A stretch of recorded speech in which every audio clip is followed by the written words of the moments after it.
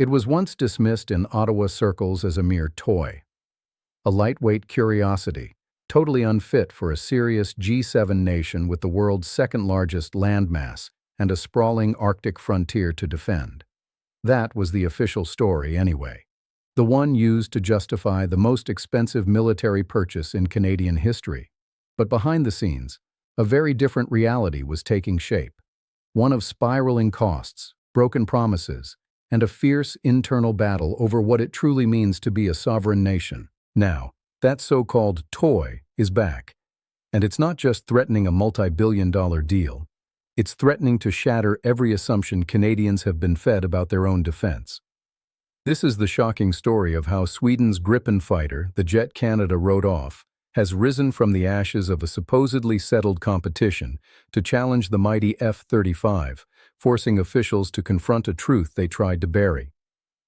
To understand just how big of a deal this is, we have to go back. For over a decade, Canada was locked in a political dogfight over replacing its ancient fleet of F-18 Hornets. These Cold War workhorses were flying long past their expiry date. Metal fatigue was a growing concern, spare parts were getting harder to find, and the Royal Canadian Air Force, or RCAF, was warning that it was running out of time. The need for a new fighter wasn't just a military priority, it was an urgent one. After years of debate and political flip-flopping, the decision finally seemed to come in early 2023. Canada would join the club. It would buy the most advanced and most expensive fighter jet on the planet, the American-made Lockheed Martin F-35 Lightning II. The official announcement was framed as a moment of triumph.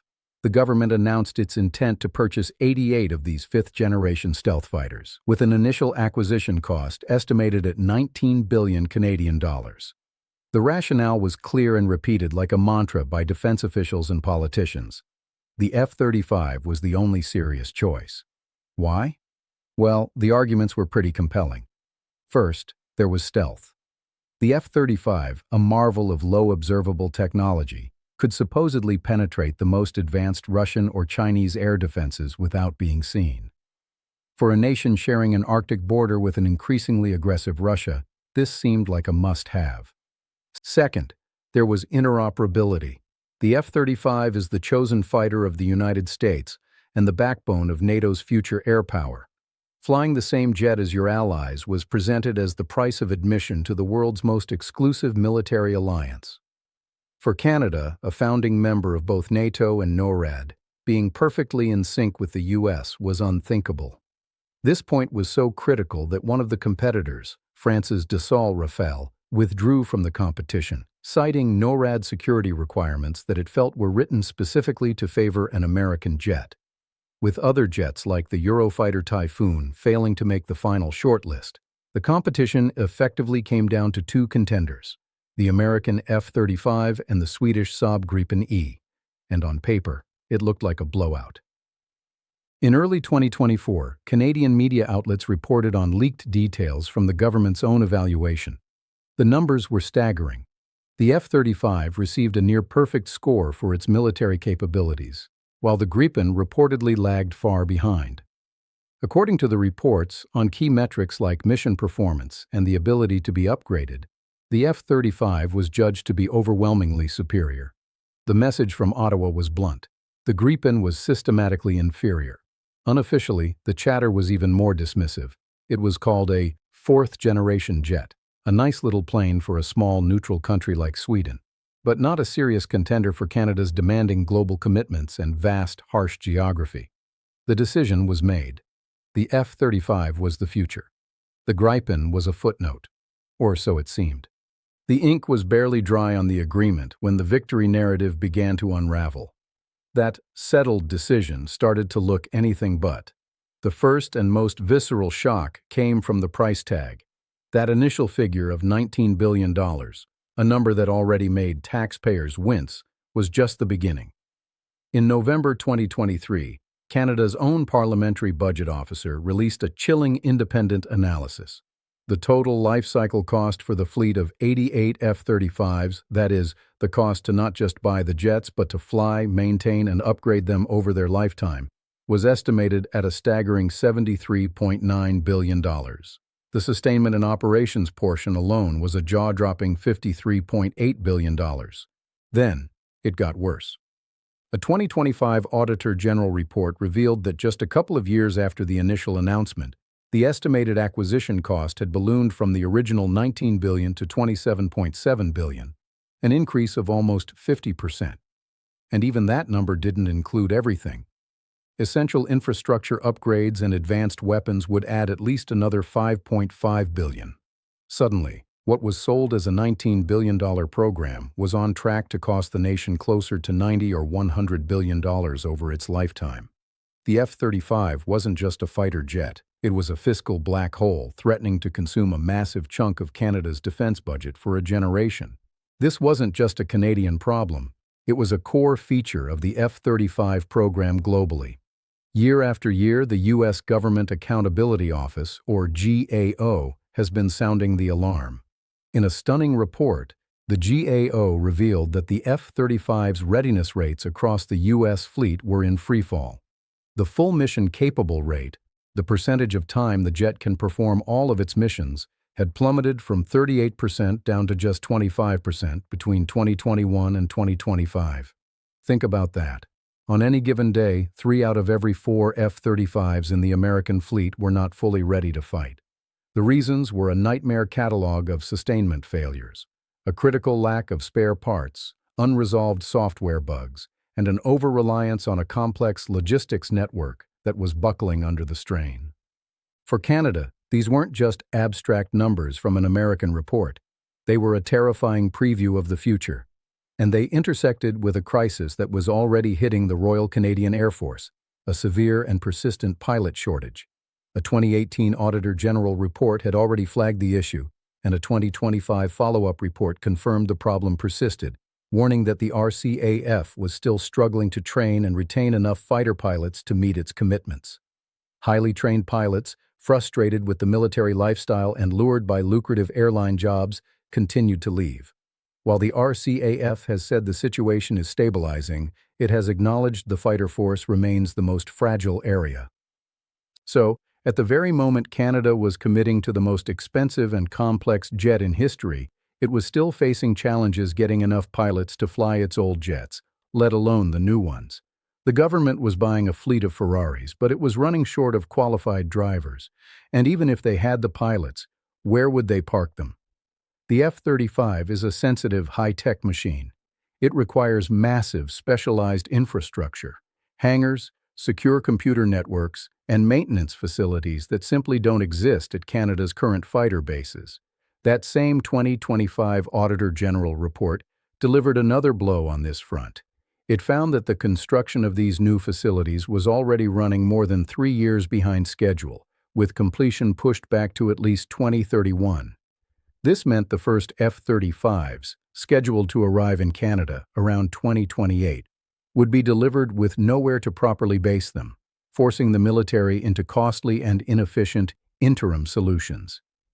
The dream of a seamless transition to a dominant fifth-generation Air Force was dissolving into a logistical nightmare.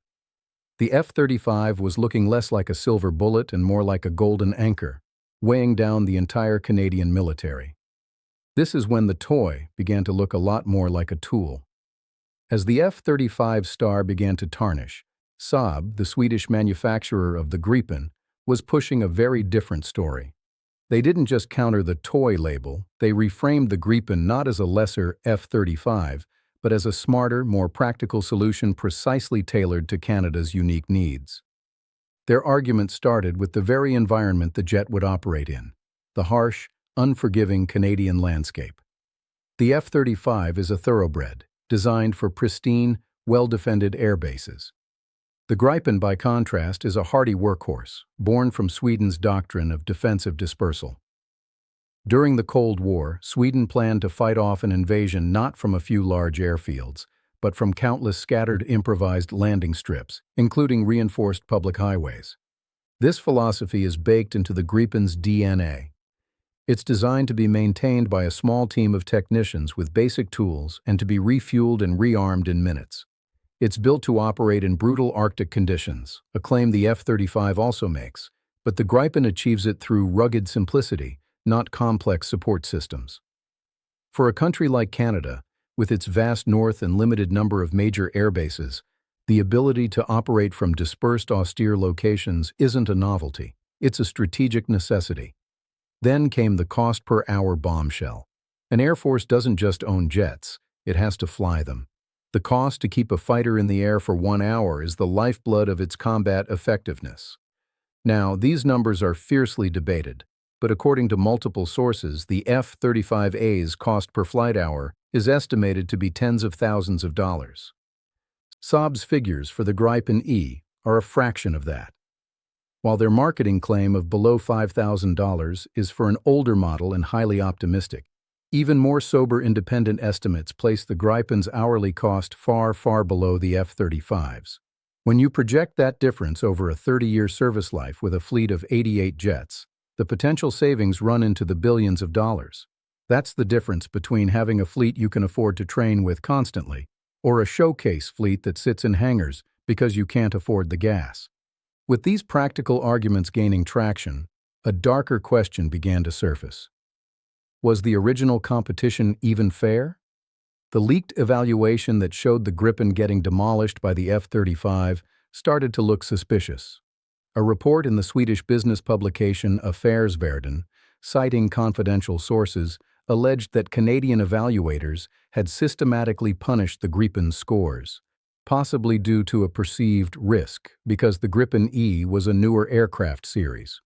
The Department of National Defense defended the integrity of its procurement process, but the damage was done. The suggestion that the scales had been deliberately tipped turned the narrative from a technical competition into a political scandal. This question hung in the air as Saab unveiled its masterstroke, a made-in-Canada proposal. Under the F-35 program, Canadian companies compete for contracts in a global supply chain with no guarantees. Saab, in contrast, made a bold promise. If Canada chose the Gripen, the jets would be built in Canada. They promised to create thousands of high-tech aerospace jobs and offered an extensive transfer of technology and intellectual property, allowing Canada to not only build but also maintain and control its own fleet. The contrast was stark. The F-35 offered a chance to be a junior partner in an American-led global enterprise. The Gripen offered Canada the chance to revitalize its own legendary aerospace industry. For a country whose last domestically designed fighter jet was the iconic Avro Arrow, a cancellation that still haunts the national psyche, the promise of building its own fighters again was incredibly powerful. The toy jet was now offering jobs, technology, and industrial sovereignty. The F-35 was offering a bill. The debate raging within Canada sent shockwaves south to Washington, D.C. The core of the American argument for Canada buying the F-35 has always been one word: interoperability. Within NORAD, the ability to seamlessly plug into the U.S. military machine was presented as paramount. But that argument was complicated by statements from top military leaders themselves. In testimony before the U.S. Congress, commanders responsible for North American defense have noted that the F-35's most advanced capabilities, like deep penetration stealth, were designed primarily for offensive missions overseas in contested airspace. For the NORAD mission, which often involves detecting and intercepting threats in North American airspace, they have argued that modernized fourth-generation jets are not only sufficient, but highly effective. Suddenly, the very military leaders responsible for defending the continent were on record saying that the F-35's unique skills were not always essential for that specific job. This reframed the entire definition of sovereignty.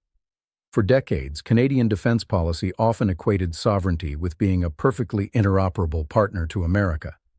But the Gripen proposal, combined with the F-35 drama, forced a national rethink. What if true sovereignty wasn't just about flying the same plane as the Americans? What if it was the ability to build, maintain, and upgrade your own air force without asking for permission? What if it was freedom from a single supplier, especially one whose political climate was becoming increasingly unpredictable? The F-35 program locks its partners into a dependency on Lockheed Martin and the U.S. government for everything from software updates to spare parts. Every major upgrade is subject to the priorities and politics of Washington. A Canadian-built Gripen, with deep access to its own systems, offered a different path. Technological independence. Canada could tailor the jet to its specific needs, integrate its own weapons, and manage its own upgrade path. This is the heart of the dilemma. Does Canada choose deeper integration, or does it choose strategic autonomy? The battle between the F-35 and the Gripen was no longer just about stealth versus cost. It was a fundamental debate about Canada's place in the world. As it stands today, the official plan remains unchanged. Canada is moving forward with the F-35 purchase, the first jets are slated for delivery, and payments are being made. On paper, the decision is settled. But in reality, the entire program is standing on a knife's edge. The combination of skyrocketing costs, damning reports on readiness, the persistent pilot shortage, and infrastructure delays has created a perfect storm of buyer's remorse. The relentless campaign by Saab, offering an affordable and industrially lucrative alternative, has poured fuel on the fire. This has led analysts and observers to float a radical third option, one that was once unthinkable: the mixed fleet. The theory goes like this.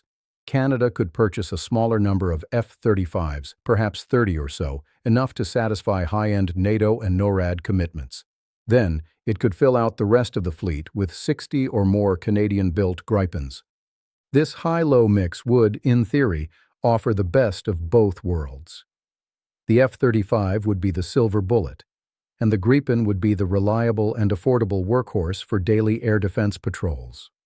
The recent move by Canada to enter negotiations with Saab to acquire its GlobalEye surveillance aircraft, a system built on a Canadian Bombardier jet platform and designed to work seamlessly with the Gripen, is seen by many analysts as a signal that the government may be keeping its options open. The F-35, the undisputed champion of the original competition, now finds its victory looking increasingly hollow.